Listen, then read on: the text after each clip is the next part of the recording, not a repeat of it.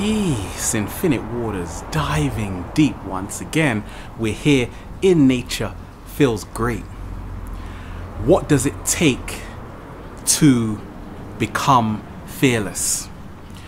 Since I've been out here, there's a skate park right near here, and seeing how even young children, they just have this fearless spirit. It's so inspiring. People are watching, but they have a massive smile on their face. As we grow up, a lot of us, we become more fearful. What I see is that fear is false evidence appearing real.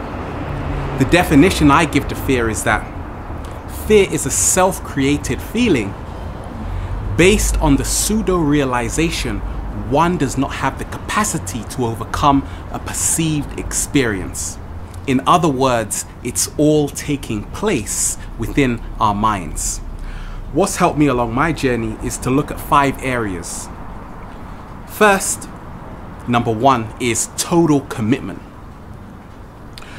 A lot of the times, we are not fully committed in what we are doing. Therefore, we have a lot of fear. Many of us, we are in our minds all the time.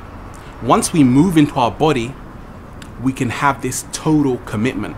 And it also is the secrets of body language, how we're standing. That determines how we feel. Also, number 2 is momentum. Doing the same thing over and over again can make us fearless. And fear is not a negative thing, because if a car is coming towards you, you have that fight or flight. However, we have to ask ourselves the greater question: how is this serving me? So the more we develop a relationship to whatever we are afraid of, we become less fearful. I say chase fear into a room and become best friends with fear. Many people, they have been working in a job their whole life. To change their job is fearful. Why? Because through neuroplasticity, there's a great book by the psychiatrist Norman Doidge who talks about the brain that changes itself. So what we are seeing is that now you have a new circuitry within the brain. So to change that is daunting. It takes less than 30 days to create a new neuro pathway within the brain. That means you can form a new habit. You don't get rid of the old habit, you just form a new habit. And that helps us to become fearless, to break the repetitive cycle, letting go of whatever no longer serves us. I look at fear as the only way to tackle it. We have to use a holistic approach, even from the foods we eat, because there's a lot of beautiful plant-based foods which can soothe us. Celery, kale, all of these foods have a super high frequency. However, if we're eating a lot of processed food, even a lot of meat which has a lot of antibiotics in, our whole biochemistry within our body is becoming disrupted. Also, we have to look at self-love. Not caring what other people think is the greatest form of self-love. And when we talk of living the dream, it doesn't matter what anybody thinks of us. We need self-love for this. To cultivate self-love, we have to go to the place where we find our greatest power.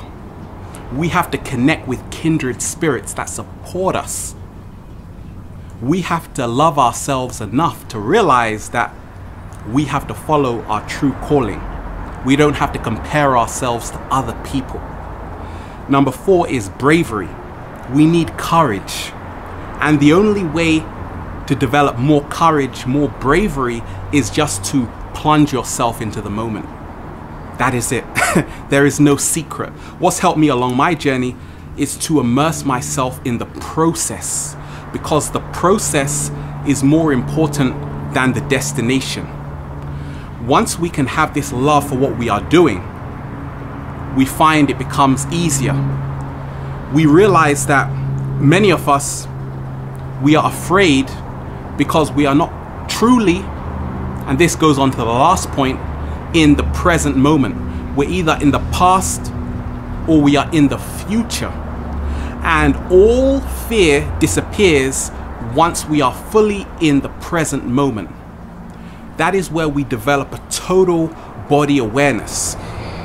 Right now, I'm standing up, my feet are grounded, and I am breathing deep from the base of my spine. I am talking in a calm way.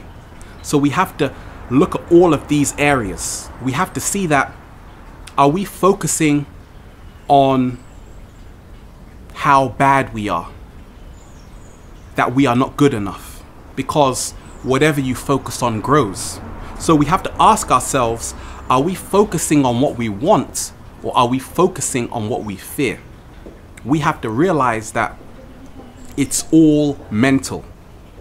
So we have so much power to live in a more harmonious equilibrium within ourselves. A great way to become fearless is to start questioning our beliefs, because it's all BS, belief systems. The perception we have of ourselves is part of the story we are creating. So for example, you walk into a room and you feel everyone in the room is talking about you, thinking about you, wanting to do something to you. How much of this is true, and how much of it is taking place within your mind? More so, the greater question is, how much of this is working in your favor and serving you? Because right now on the planet, it's time to live stress-free. Therefore, we have to see that the only way to deal with fear is through breathing deep from our diaphragm, not shallow breathing, releasing muscular tension. When I bring my hands right together, this is fear. Once I release, I let go of fear. Fear is not an abstract thing. It is taking place within our bodies, because the body is the unconscious mind. As we begin to breathe, release the tension in our muscles, this will affect our mental and emotional state. The emotion is the energy in motion. Therefore, we develop a perfect homeostasis. We have to realize that all the power lies within us. The real magic is you. Therefore, we have to become the superheroes of our own story. Okay, we are here in nature. I'm about to enjoy the sun, and the sun is magnificent to help us all let go of fear, because it calms all the cells within our body, giving us that boost of vitamin D. I'm gonna enjoy it right now. We're here, infinite waters, diving deep once again. Stay well, stay healthy. Peace.